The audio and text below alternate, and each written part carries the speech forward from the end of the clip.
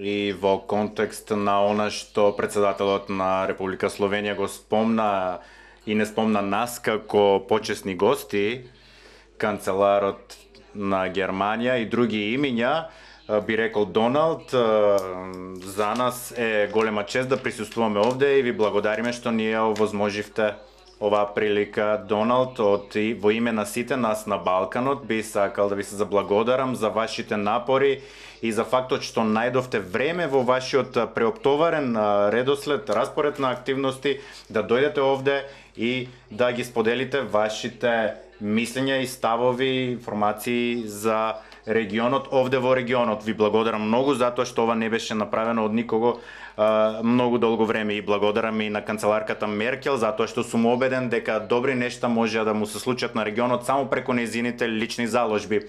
Исто така би сакал да и се заблагодарам на Тереза Меј затоа што заедно со неа работевме на еден многу успешен настан во Лондон. Им благодарам и на лидерите кои што се присутни овде денес, председателите на Македонија, Србија, Црна Гора, Албанија и сите останати што ми возможивте да присуствувам денес овде и се надевам дека председателите Вучек и Таши ќе можат да ги разрешат отворените прашања меѓу нив. Тие се лидери, тие се водачи кои што се доволно силни и ги имаат амбициите кои што сите ги споделуваме за нашиот регион.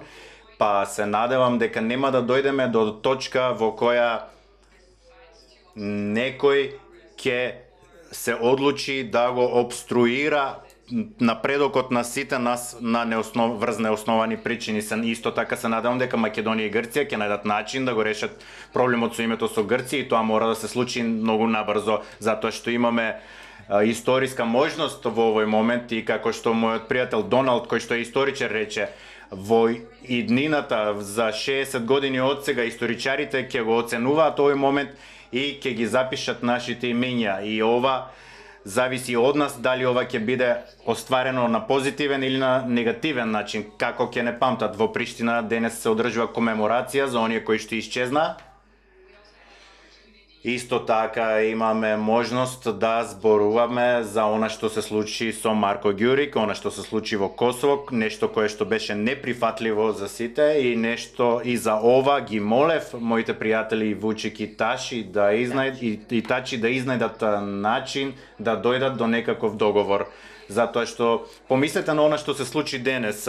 Ако двете Кореи можеа да најдат начин да ги решаваат нивните прашања, а само пред скоро имавме воени бродови упатени едни кон други и ракети, тие почувствуваа што може да се случи и донесоа историска одлука да се ракуваат. Зошто и ние да не го направиме тоа и да го примениме истиот пристап.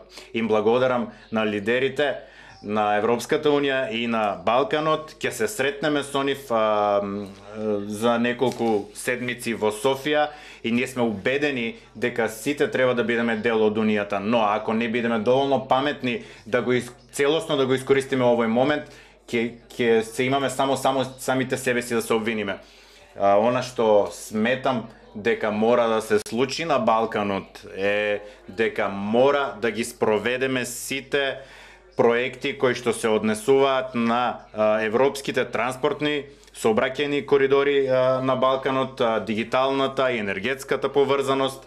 Се во ова може да се случи само ако политичките елити на Балканот преземат лична одговорност. Ве морам, немојте погрешно да ве наведуваат националисти и популисти. Ова е нешто кое што никогаш не му донело успех никому. Франција и Германија војувале толку долго, но погледнете ги сега, стојат рамо до рамо и видете колку е тоа подобро отколку војувањето. Гледате како Бугарија и Македонија, како ние ги решивме нашите проблеми и застановме рамо до рамо и ги решававме проблемите. Повторно ви благодарам многу за вашата покана и се надевам дека сите целосно разбираме што е тоа што треба да го очекуваме во Софија.